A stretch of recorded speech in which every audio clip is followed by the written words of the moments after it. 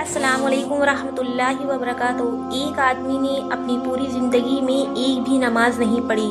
नमाज न पढ़ने वाला भी जन्नत में। दोस्तों, जंग खैबर इस्लाम की बहुत मशहूर जंगों में से एक है। ये जंग मदीना के आसपास बसने वाले यहूदियों के साथ लड़ी गई थी। इस जंग में मुसलमानों ने यहूदियों की बस्ती से थोड़ा हटकर अपना पड़ाव डाला था। वहाँ पर एक गरीब चरवाहा किसी यहूदी सरकार की बकरियां चराया करता था।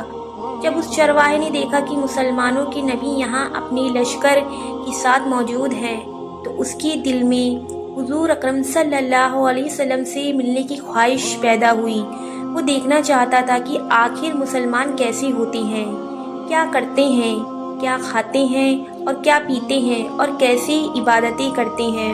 इसलिए वो चरवाहा बकरियों को चराता हुआ मुसलमानों के लश्कर के पास पहुंच गया।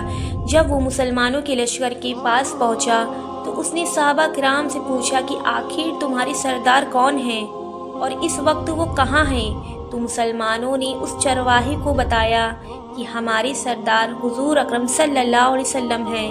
और फिर सहाबा किराम ने एक खेमे की तरफ इशारा करते हुए फरमाया कि तुम वहाँ चले जाओ, हमारे सरदार उसी खेमे में मौजूद है।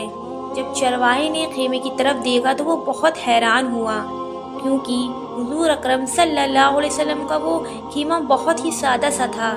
चरवाहे ने सोचा कि ये लोग मुझसे झूठ बोल रहे हैं। उसको यकीन नहीं आ रहा था कि आखिर इतने बड़े सरदार इस मामूली से खेमे में कैसे रह सकते हैं।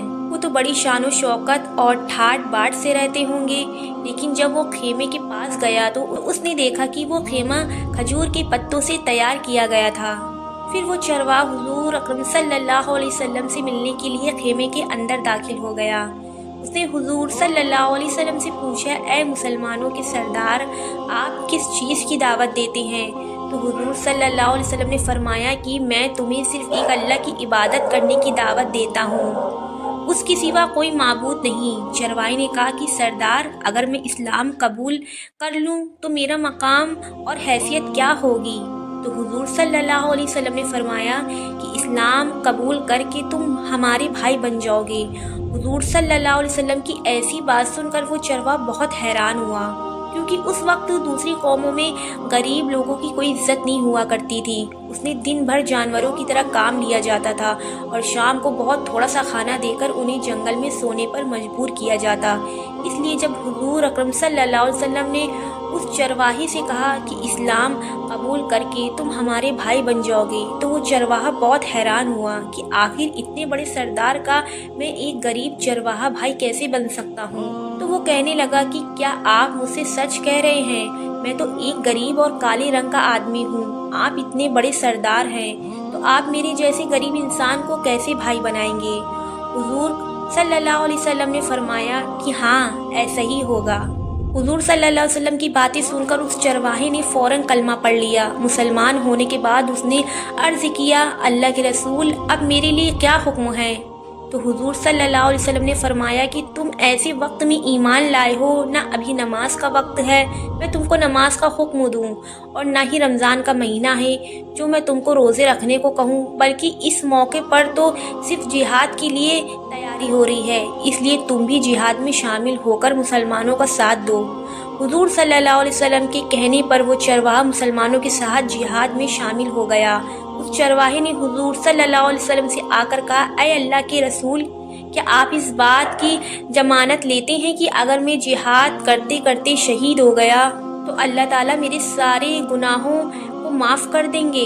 तो हुजूर सल्लल्लाहु अलैहि वसल्लम ने फरमाया कि हाँ, मैं इस बात की ज़मानत लेता हूँ कि अगर तुम दीन इस्लाम के खातिर जिहाद करते करते शहीद हो गए तो अल्लाह ताला आपको ज़रूर जन्नत में आला मकाम अता फरमाएगा और अल्लाह ताला तुम्हारे काले रंग को सफ़ेद रंग में बदल देगा। फिर हुजूर सल्लल्लाहु अलैहि वसल्लम ने उस शख्स से कहा कि पहले तुम एक काम करो, जिस यहूदी की बकरियां लेकर यहाँ चराने आए हो जाओ और उस यहूदी की बकरियां वापस करके आओ। हुजूर सल्लल्लाहु अलैहि वसल्लम ने उस चरवाहे को बकरियां वापस करने का इसलिए हुक्म दिया क्योंकि वो चरवाहा मुआवजे के तौर पर एक यहूदी से बकरियां चराने के लिए लाया था। हुजूर सल्लल्लाहु अलैहि वसल्लम से मिलकर वो मुसलमान हो गया, लेकिन हुजूर सल्लल्लाहु अलैहि वसल्लम का दुश्मन के साथ भी ये मामला था कि पहले उस मुसलमान चरवाहे से कहा कि जाओ और उस यहूदी की बकरियां वापस करके आओ।